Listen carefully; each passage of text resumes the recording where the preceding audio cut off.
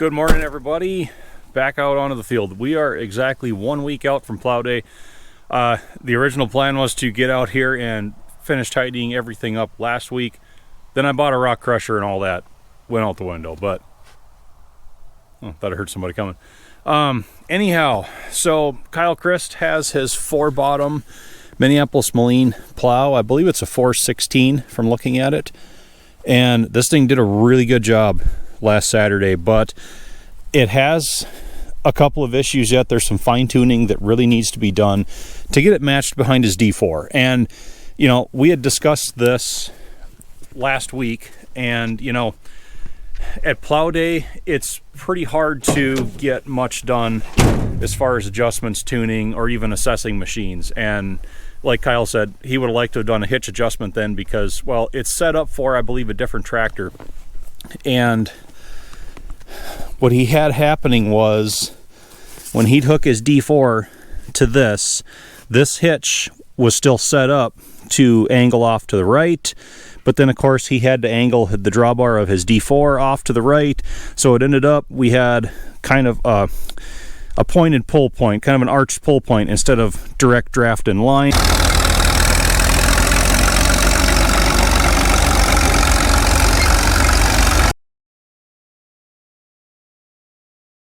And that made him want to keep drifting to the right, and he'd have to correct to the left, and then he'd drift to the right, correct to the left.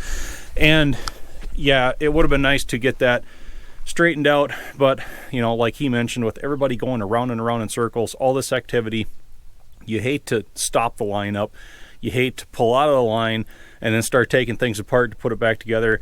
Being that we knocked this out so fast, you could miss half a plow day being down trying to get rusty bolts undone and just adjust a hitch. So we're gonna see if we can get that straightened out here today. And it kind of goes back to a few of the comments mentioned that I should have probably had 1113 out here for plow day to I shouldn't throw that on the ground yet, getting distracted with what I'm saying. Should have had 1113 out here for plow day to get some of the run-in time done on that. And the trouble is, when you are basically the host of an event like that, you pretty much stay too busy to really do any assessing of a machine, any extended amount of time in the seat to run it in. Like, we knocked this whole thing out in about 2.5 hours, and I would have needed at least 2 solid hours in the seat of 1113 to perform the next phase of the break-in. And you know, when people are showing up, I'm kind of the host, so I want to be around to help them park, kind of greet them a little bit, kind of show them the ins and outs, the boundaries of where we're going to plow, where we're not, socialize a little bit. And face it, plow day is a social event primarily. The secondary aspect is we might get a little bit of work done in the process. So yeah, of the 2.5 hours we were out here, I filmed almost 40 minutes on the camera. I flew the drone probably close to 12 minutes, and I made 3 rounds in the backfield and about 4 rounds up here. That was the extent of my plowing all day because I'd been to enough plow days already. I pretty much knew how it was going to go, and that's good because I want to have the social connection with the people that I invite here. They're my guests. I want them to feel welcome, and hopefully they want to come back next year. So although it sounds good on the surface, plow day's not a good place to actually really tune on any equipment or break in any equipment because there's just so many things going on. I can't focus my attention all to one thing like that. Today though, we're going to perform all the necessary adjustments on Kyle's plow. He asked if it was okay if he stored it here because this is really where he's going to be plowing with it from here on out anyhow, and we've got lots of open space. And if he leaves it here, which is fine, that means he doesn't have to keep towing it back and forth between Minnesota and South Dakota. And I might be able to have some fun with a 4-bottom plow. He said that was okay as well. So I have some work to do with this lift assist spring. I was up here yesterday, took it all off, freed everything up here, straightened the bolt out because it was kind of in the shape of an S, and we'll get to that later. The first thing I'm going to do is readjust the hitch to get proper draft. And we're going to have to remove this hitch bolt, this one, and this one, and probably loosen that one, because to set draft up properly on a plow, you want to be centered in line between however many bottoms you have. A 3-bottom plow pretty much tells on itself, because if you can put this drawbar beam right in line with the middle plow beam, you're basically set up. So a 4-bottom, you kind of have to choose an imaginary point between the second and third bottoms. So in an ideal world, we would want to have our draft centered right between these two plow beams. Trouble is, this has a John Deere hitch on it. You can see the JD right there. It's got that triple lug rotating trip on it. And you can also tell that our brackets don't line in perfectly with these two outer beams. The original Moline plow would have had a third in the middle. Still, it's going to work just fine with what we have here. So we're kind of split on our available holes. We're going to be to one side of that theoretical perfect line draft or the other, being that, well, we're running on land with a crawler. Of the two, I'm going to relocate it over to this hole right here. That's going to help to get the crawler more on land. We want for him to be able to pull with his drawbar straight back. So as I move the main hitch beam over, I'm also going to have to move this diagonal brace, make that all happy. So let's get at it.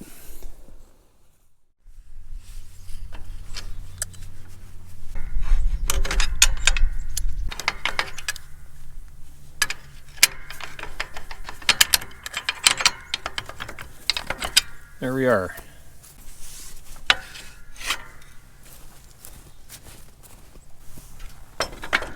So one slot over from where it used to be. Should get us in line. The diagonal brace now, that's going to end up 2 holes over from where it was. But it looks like we'll line up perfectly with the center hole right there. First thing I do is throw it on the ground. That's good. One thing I always do whenever I take any bolt out of a plow is I clean all the rust off and then coat it with grease. I personally don't use anti-seize. It's never worked for me other than just making everything completely dirty and a mess. Grease is my go-to.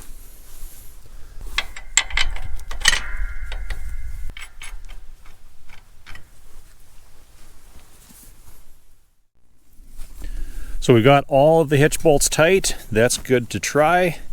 So the next thing we'll move on to is this lift assist spring.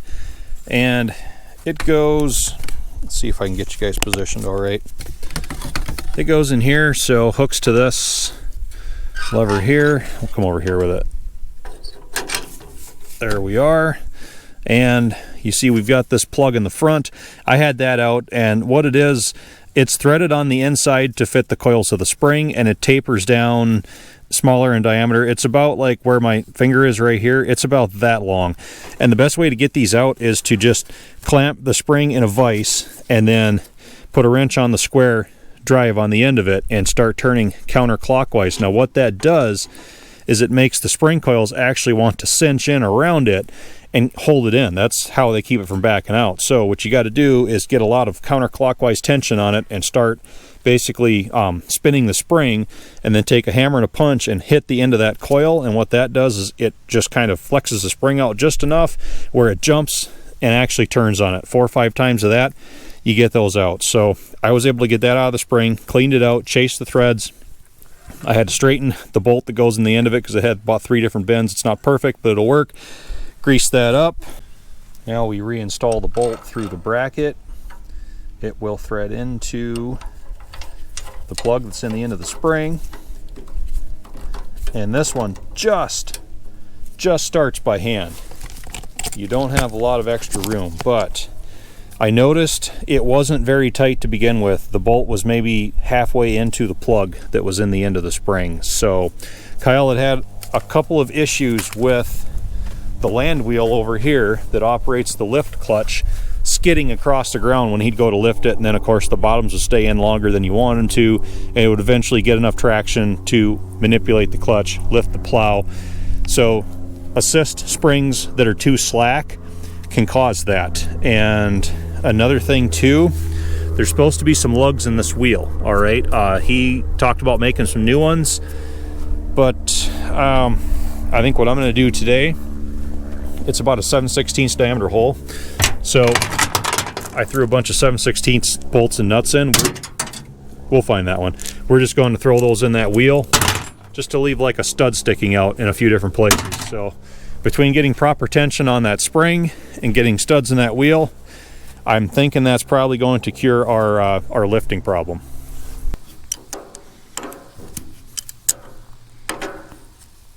All right, we've got the spring probably about a third of the way in. I'm just starting to see some daylight between the coils. I want to get this thing in the ground, see how far that stretches, and then we'll reevaluate.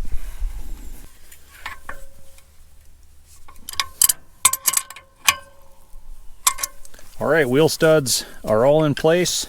Let's try it out.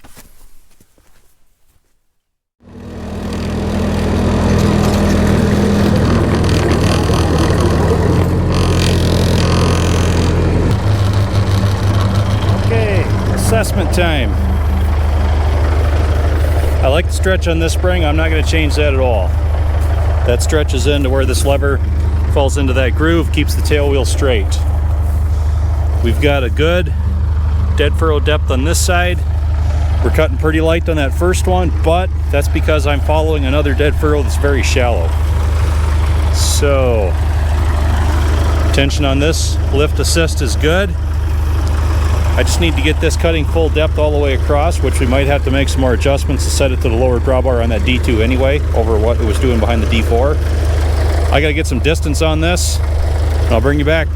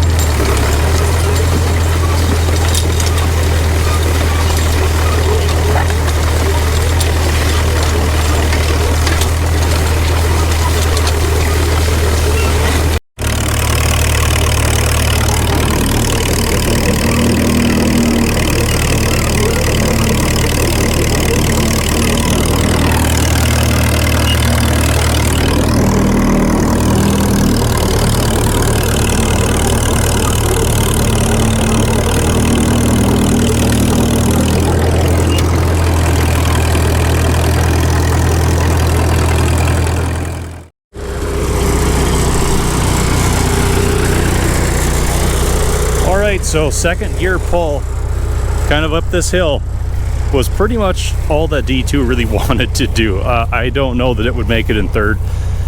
Flatland to downhill, I'm pretty sure it would. So I had some trouble getting the inside, or I should say the outside, to really cut along here. Of course, we get into a lot of rocks right here, pulls the plow out of the ground. That's not really a good test. Get on the other side of that. We popped another rock right here, caused that back end to come up. Yeah, you can actually see it right there. But on the other side of that, we got all four to turn rather even up the hill. Not super happy about that first one yet. We've got a decent depth dead furrow. So let's just make another pass.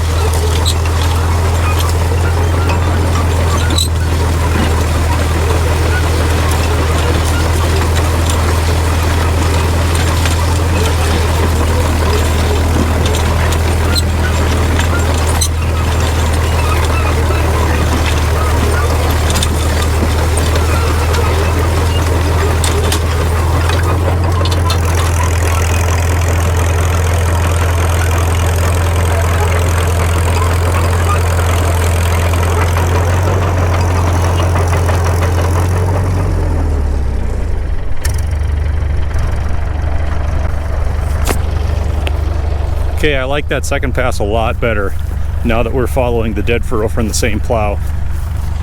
We're still a little bit light on how we're curling this first bottom.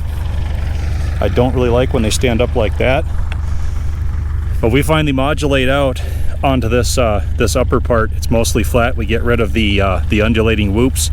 You can see we've got 1, 2, 3, 4 furrows all the way over, upside down, looking pretty clean. I might do another adjustment to get the back bottom cutting a little deeper. I like a little bit deeper dead furrow than that. I think we're getting it.